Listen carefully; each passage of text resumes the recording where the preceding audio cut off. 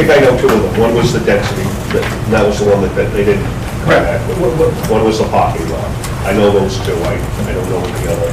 Yeah, one was the density, which they compromised at 127 in between 98 and 151. One was the parking lot landscaping widths, increasing the landscaping, both the width of the buffer and the plantings of the buffer.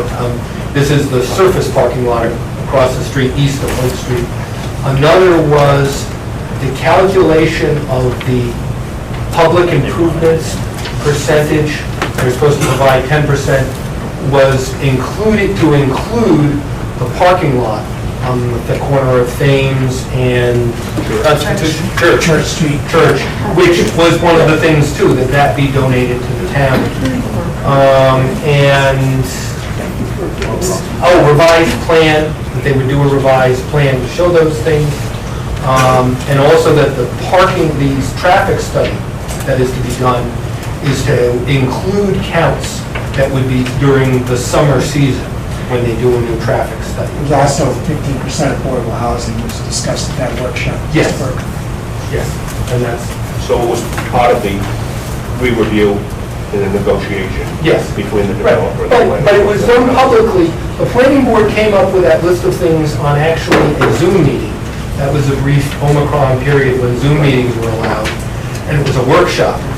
So the public couldn't speak, but everybody heard it. There was a lot of people on Zoom listening to that, everything, and I was on Zoom too, so there was no opportunity for me to whisper to anybody. It was all on Zoom, and then after the developer agreed to most of the changes, we said, well, wait a minute, that's a change, we have to reopen the public hearing. Now, we don't want to, but we have to. And so we had a reopened public hearing on April 14th, at which those things were reviewed and discussed, and the public had the opportunity to discuss them as well. Was that an in-person meeting? That was in person, yes. And it's reflected, a motion was made to open the public hearing by Clark and seconded by Bellotti, 5-0. And then you can read the minutes. They're quite extensive.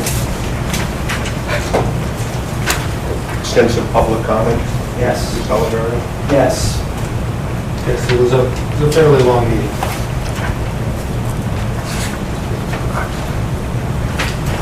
Okay, I didn't know all of them. And in fact, I can tell you on page 11 of the minutes, there was a comment by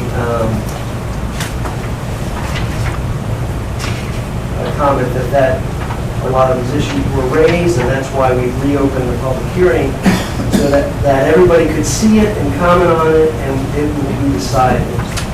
For housing issues in the state and apartments are necessary. I think that had to deal with discussion about affordable housing, etc. So all these issues were discussed in public on April 14th. Was there a vote taken at that meeting? I believe they were directed to prepare a written decision, Write a motion. which there was another meeting, at which again, everybody had a copy of it, they could read it, and they adopted that as their decision at that time. So the April meeting was a 3-2 decision? Yes. In favor? And that was part of the reason there wasn't a draft decision prepared, because we had no idea what was going to happen at that meeting, which way it was going to happen and where it was going to go. And then it was approved on the 12th, May 12th. Yeah, it was approved at a later, but public meeting, but there was no public comment since the public hearing was closed at that point, just to adopt the decision. Yeah. And then the decisions, written decisions in the record.